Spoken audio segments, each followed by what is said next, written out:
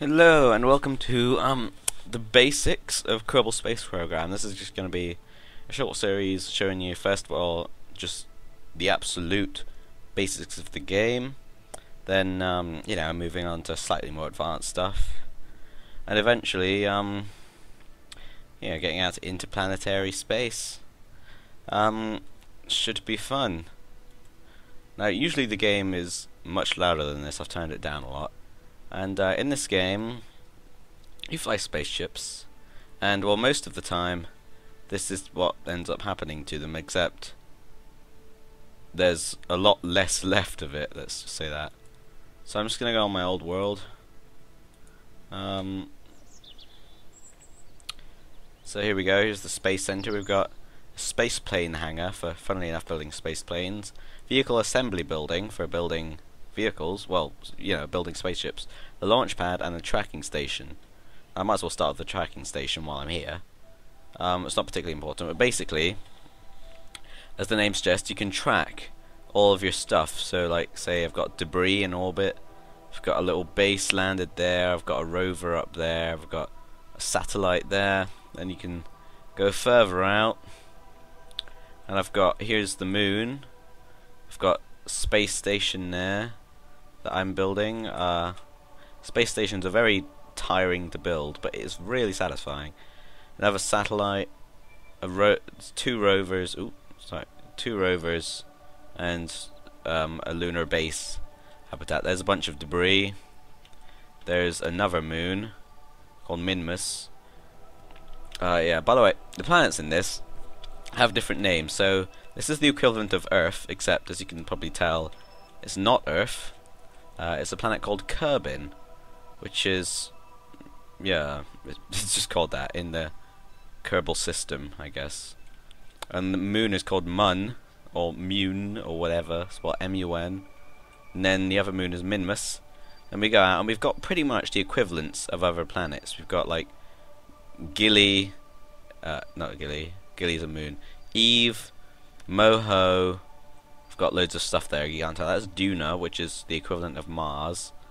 Drays, Joule, Elu, and even further out.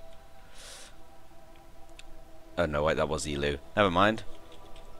But the easiest one to get to is Duna, which is, as I've said before, the equivalent of Mars. It's really small, so you can't see it. This isn't the size of the planets, it's just like thingies. The planets are tiny dots that you can't actually see, because it's so small in the middle of that. And then of course there's the sun. I've never actually tried flying into the sun. I might try that one day. But I've gotten like a couple of I got a satellite, a lander, and a rover on Duna. It's very cool. I'll show you that later. As you can see, all sorts of stuff that I got going. So that's the Kerbal system. Oh, by the way, pretty much all those planets have like moons. Some have many moons. And as well, scattered around the system are like anomalies, like little Easter eggs relating to all sorts of stuff. For example, you might have seen in my original video, the Neil Armstrong Memorial on the moon. There's like the face on Mars, if you know that. They put that on Duna. That's kind of cool. There's like secret monoliths scattered around. There's like a secret magical asteroid that destroys stuff around a distant moon. That's quite interesting. So let's get started with the basics. So this is the vehicle assembly building, and basically it's got some nice music. I've got some mods installed here, so usually you won't have all these parts. Sorry, I just couldn't be bothered to uninstall them for this video.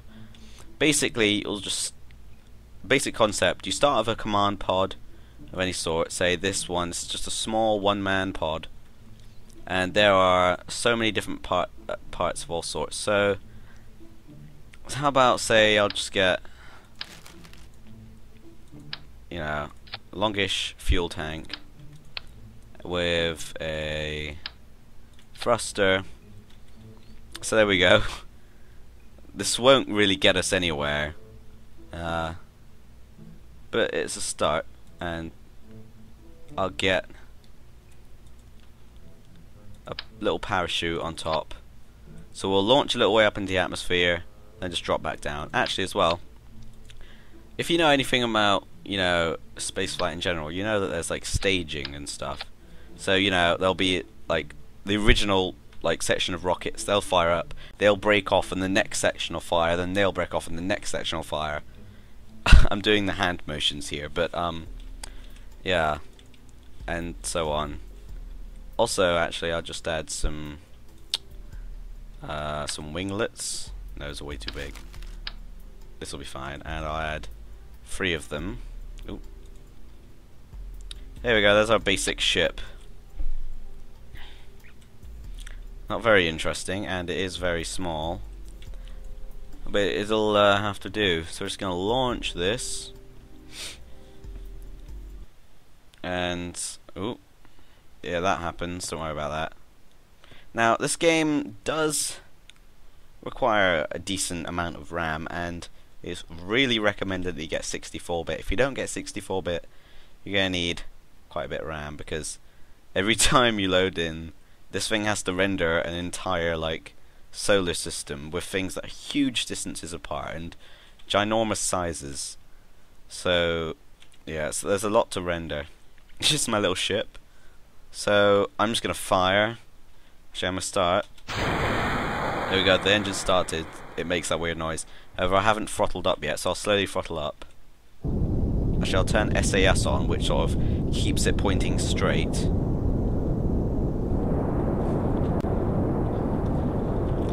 And here we go, flying up. You know what? I'll go crazy. Here we go. So as you can see, the wings are sort of helping me fly around, and I'm just gonna flop all over the place. And I'll detach that, and now I've just got the pod. Activate the parachute. Oh, oh god! Okay, I almost collided with that. That would have been awkward. There's the moon up there, and that's not like, you know, skybox. That's the actual moon. If you keep flying out there, you'll eventually reach it. That crater there, that little black one, I've got like some landers and rovers in the middle of there. It's quite funny, really. So you can see the scale of stuff, you know, to render. So here we go, just falling back down towards the surface of Kerbin. Parachutes are open, and Malvin is just inside. That just exploded. So here's Malvin, our pilot. They all have random names. I'll move it around a bit, and you can see out the window. He's like, ah. I'll just speed up a bit until we hit the ground. Then when we hit the ground, I'll show you that you can go EVA as well. You can sort of get out and walk around outside your ship, and you have like a jetpack as well, so you can maneuver around in space. It's really cool. You can, like, you know, fly around to different like capsules and space and stuff if you have a large ship or a space station. So I'm gonna go EVA, and here's my guy. Now Kerbin has like one of the highest gravities of any planet, so jumping does that. But on, say, the moon, jumping would get you up to like here, and on Minmus, which is the other moon, it'd get you to say here, just a little jump, because they have very low gravity. You also have a jetpack, which we usually send you flying on, you know, most planets and moons, but here, nope, the gravity's too high. And if you jump, it gives you a slight boost, but ooh, I fell over, but not very much of one. So that's that. Next up, the place where most of the crashing takes place, and crashing is a big part of this game and a fun part of this game. Space plane hangar. Now I'm not going to build a whole space plane because that'll just take a lot of effort. But say I'll take, you know, the Ares 4A. These are all just different sort of planes. I don't really. Now this is a plane using lots of various parts all put together. This is quite a fairly basic plane, but quite an efficient plane as well.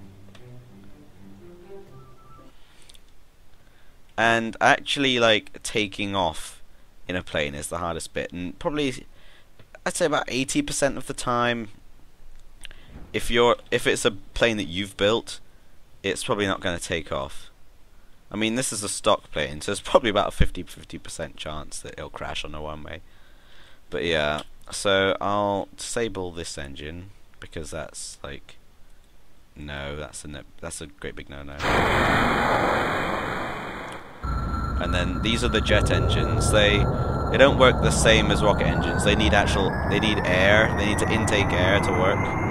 So here we go, speeding up. And, oh, hang on. I'll show you what crashing's like because it's kind of fun. I'll try. I'm failing to crash right now because this plane is well built. Oh god. Now, see, some of the time, the pilot survives, and you know, most of the time it'll just end up with loads of parts like spraying all over the ground, and the cockpit is just rolling along the ground until it comes to a stop. It's kind of fun. And there are big planes like this is the only plane I've actually built, because I don't really build planes because they can only really fly around in Kerbal. I was trying to build like a proper 4-engined, like a proper normal plane, and it looks really strange. I put a satellite dish and stuff on it. I tried to do the whole 4-engine thing, but we're gonna see. It took me about an hour to of careful configuring to finally make it fly. Anyway, I don't know why I'm showing you so much spaceplane hangar, since the spaceplanes are just like a little fun side feature.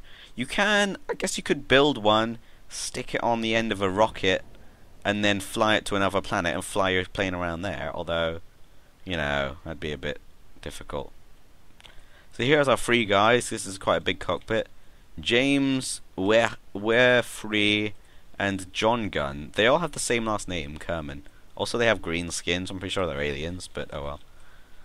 This is like before the aliens invaded Earth. They had their own little space program. It was quite a lot similar to ours. Called the Kerbal Space Program. So as you can see, it's very loud. I'm just going to try and take off that. Now this plane sort of tends to veer to the sides a lot. Oh dear.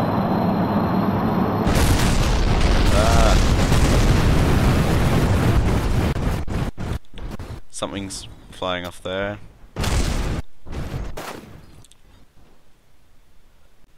What's that? What's that? Is that a wheel? I think it is. I think that's like the landing gear. We're just now gonna fall down. Oh, there's our old like thingy from earlier. Should probably have gotten rid of that. Oh. Pow. Alright, well, I'll leave that. We don't really see space planes anymore. Now, I'll show you, right? So, these rockets, I mean, that last one was pretty basic, but I'll show you, say, the last one I was doing, actually. It's a ship to Duna. Here we go. Interplanetary Lander plus Rover. Now, this isn't actually that advanced as well. They get crazy. But basically, here it is. So it'll start off with these like rockets firing, and then when these ones run out of fuel, they'll pop off. They'll detach, and they'll just be the middle one, and that'll detach, and then here is an engine, and that'll be firing. Oh no, sorry. These ones will fire. These 4 on the sides, then they'll detach, and this one will fire. And by that time, and with all of that, I'm literally like I managed to land on Juno with a few seconds of fuel left. It was crazy. And then on top is a rover that when I land, it'll detach and literally just roll off onto the surface. And it broke about 3 times before I managed to get it to roll off successfully. I mean, not necessarily breaking, but the solar panels breaking, because these on the side, they fold out into quite big solar panels. And you need them because this is an automated rover and it needs electricity to run. As you can see, there's pretty big engines. And I'll show you some of the things I've done before, actually. Now, a lot of these things do involve mods. I'll tell you when they do and when they don't. I'll start off simple. Let's say... Oh, you know what, I'm not going to start off simple. Let's go to the space station orbiting Mun. It's, you know, morning there. Then again, day and night do pass pretty quickly when you're in space, so it'll probably go quite a long way through the day. It's just rendering in everything. It's all good. Hang on. It does this, no need to worry. So, this is my basic space station under construction. It hasn't got many modules yet, it's just got the docking array where I'm planning on having a whole sort of system set up with a large moon base and stuff. So here I can send up landers and supply ships and they'll dock on the docking array. Here I've got a communications array with satellite dishes and like map sat tracking devices. These are part of a mod, but these are like communication dishes. Then up here I've got the power plant module, which is just huge solar panels with a ton of batteries, which should pretty much be able to power the entire station when it's up. And these are like the docking nodes, so I can dock stuff off of there as well as on there. And you can see where it was just originally this floating in space, then I docked this section to it, then I docked that section to that, and rendezvousing and docking in space is really a hassle. But yeah, that's that. It's actually unmanned. It's only really using like probes and stuff. I'm gonna send up the first manned module later, but it takes so much patience to get there, seriously. So heading back to the space center, I'll show you my hang on. Let me just find it. Apollo 2. Where's Apollo 2? No, that's the wrong one. Apollo 1. Here we go. I'm naming my moon rovers Apollo just cause. Here we go. Apollo 1. One of my moon rovers. I mean, this stuff is pretty difficult, and I've got a mod called Mechanical Jab, which is basically like an autopilot that helps with a lot of the stuff. So here's just a little. This looks really bad, but this is. Hang on. That was never on top of there. Okay, that was never there. Okay, sometimes the save files can bug and move parts and add parts where there weren't parts before. So it's obviously bugged because I never put that on top. That's just randomly appeared on top. So we've got Bill Kerbin in that thing. Usually this sort of thing is used for automated rovers, but this time I manned it. Just going to deploy the wheels. Now, as well, this rover is part of a mod. Because mods are really easy to download and install. You literally just have to drag a few files into a few folders. So like, here's the Neil Armstrong Memorial on the Moon. It's actually at the same coordinates as where he actually landed on the real Moon, which is kind of cool. There's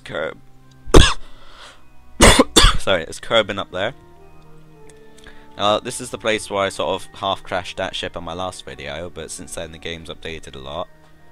So I've got a new world with this rover here and a thing over there, which was a failed experiment. And next, I guess, I'll show you one of the anomalies. These can be anything, like I've already explained. Like down here is a sort of pyramid, like a weird pyramid base that I found. And the one up here, Anomaly Investigator 1, is landed at a very interesting anomaly of sorts. That you'll probably notice what it is as soon as you see it. Although, yeah, okay, yeah, it's clipping through the ground right now because Ooh, still clipping through the ground. Still clipping through the ground. Still, are we okay? We're okay. So that's that. I've got another module here. This one has a parachute on top, and it should be manned. Where's the guy? Did he get out? Guy? What's going on? What's happened here? I'm rather suspicious. There must be a guy inside, I just can't see him from there. It must just be bugging a little bit. That's the first time I've ever had that before. Ooh, those lights are very bright on the snow. But yeah, there's a crashed UFO with no texture. Remember, this is an alpha. No, it wasn't. I don't know. I mean, yeah, I'm pretty sure it's an alpha of a game. So it's going to be so much more. Actually, it might be a beta. I'm not sure, but it's probably an alpha. There's so much more. You can see planned features on the wiki. I've got some crazy stuff. So that's one of the anomalies. And now I'll actually, because we've only got 5 minutes left of this video, I'll show you Duna. So this is just sort of a basic introduction of, you know, how stuff works in the game, what you can do. I mean, getting to Duna with this crazy complicated autopilot system, which is actually like almost as much trouble to get to use as it would be to just fly there anyway. Hephaestus 1. Yeah, actually Jedming, because he's standing outside it. I named it Hephaestus after the Greek god of war, because Mars is the Roman god of war and Hephaestus is the Greek, so yeah, I thought it'd be quite appropriate. So there it is on Duna. Look at this lovely planet. And here's Duna's moon, Ike. Duna has very low gravity as well, although it actually has an atmosphere, although it's a very thin one. And the scenery on Duna is lovely. It looks really nice. Clipping through the ground like a boss. Clipping, clipping, clipping, clipping. It kind of ruins your introduction to Duna, seeing it clip through the ground. There we go. I mean, doesn't this look nice? So that's the like undeployed rover. Here is our lander.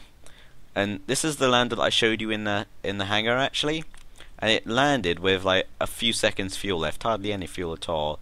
Then the rover like hopped off. Luckily I quick saved when we landed. The rover hopped off and it kept either breaking its solar panels or those solar panels, but it finally managed to hop safely onto the ground. I'm just going to sort of waddle over to it. Here it is. Now let's just see about this.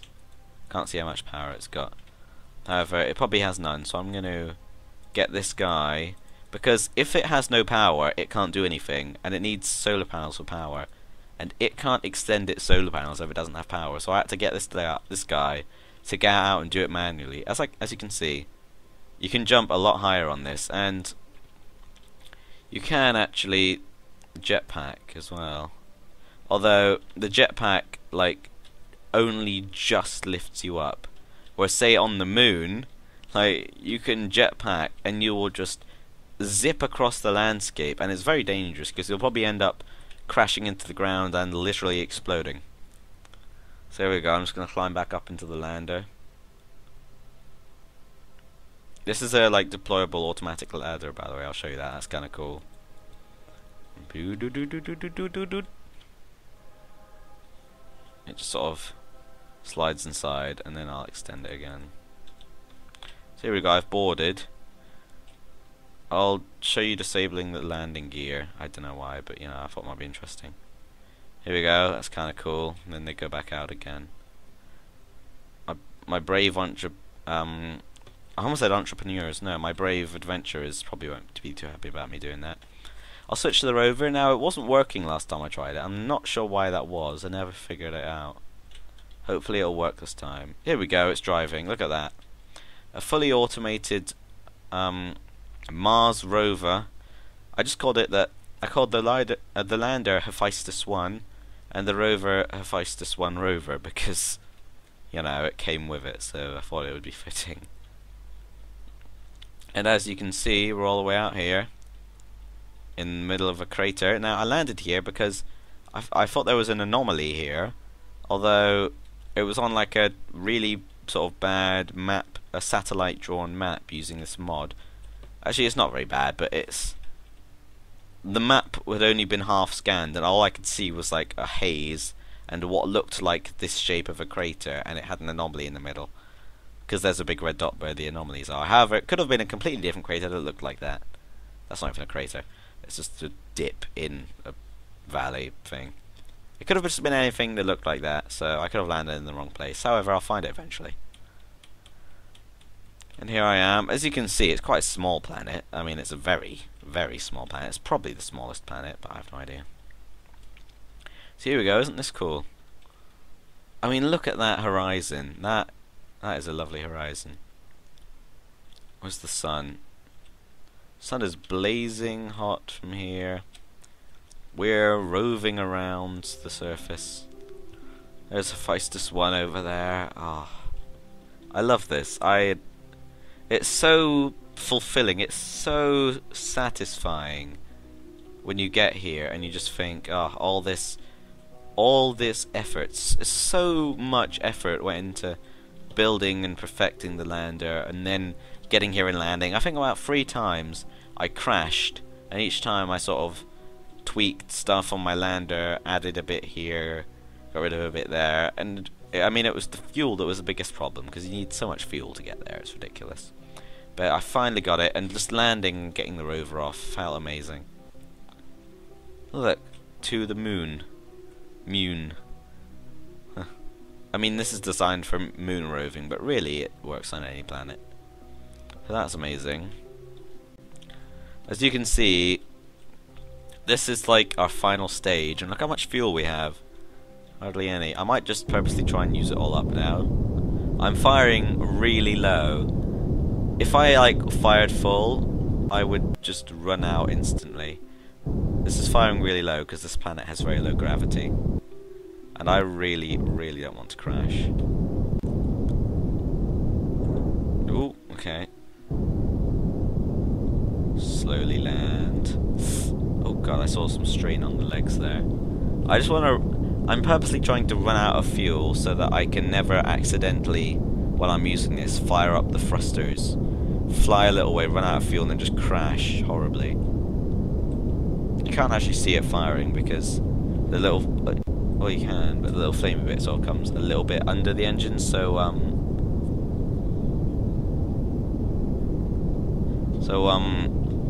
yeah, but you can actually see that a little bit. Here we go, almost out, and done. There we go, no more fuel. I can still, like, wiggle around on this. Hang on. Yeah, I can still sort of wiggle around a bit. Not very much so. That was a fail. Anyway, here we are. Kerbal Space Program, Episode 1, the absolute basics. Now, nobody who knows anything about Kerbal Space Program would ever expect to see, like, the absolute basics with, you know, like a Duna lander and a rover, but, you know, I mean, this takes a long time. I've been playing this game for a long time, and it's literally just today that I've got here, so yeah. Here we go. I hope you liked it. Looking forward to episode 2. I'll be showing you how to, you know, probably stage, launch, get into an orbit, and then, you know, either transfer to other planets, moons, or I might wait till episode 3, so see you then.